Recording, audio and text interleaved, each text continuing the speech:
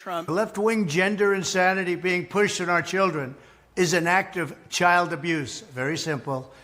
Here's my plan to stop the chemical, physical, and emotional mutilation of our youth. On day one, I will revoke Joe Biden's cruel policies on so-called gender-affirming care. Ridiculous. A process that includes giving kids puberty blockers, mutating their physical appearance, and ultimately performing surgery on minor children. Can you believe this?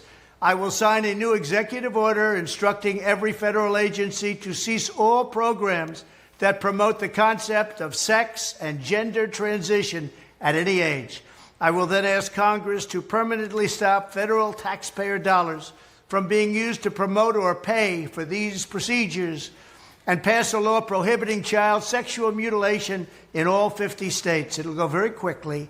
I will declare that any hospital or healthcare provider that participates in the chemical or physical mutilation of minor youth will no longer meet federal health and safety standards for Medicaid and Medicare and will be terminated from the program immediately. Furthermore, I will support the creation of a private right of action for victims to sue doctors who have unforgivably performed these procedures on minor children. The Department of Justice will investigate Big Pharma and the big hospital networks to determine whether they have deliberately covered up horrific long-term side effects of sex transitions in order to get rich at the expense of vulnerable patients, in this case, very vulnerable.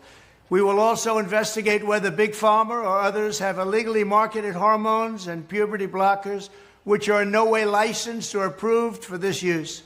My Department of Education will inform states and school districts that if any teacher or school official suggests to a child that they could be trapped in the wrong body, they will be faced with severe consequences, including potential civil rights violations for sex discrimination and the elimination of federal funding.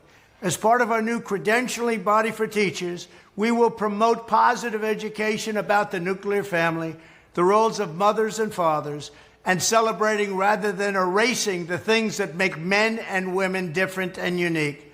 I will ask Congress to pass a bill establishing that the only genders recognized by the United States government are male and female, and they are assigned at birth.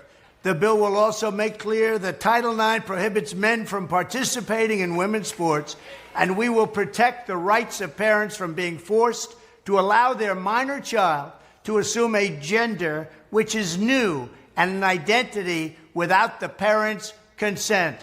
The identity will not be new, and it will not be without parental consent.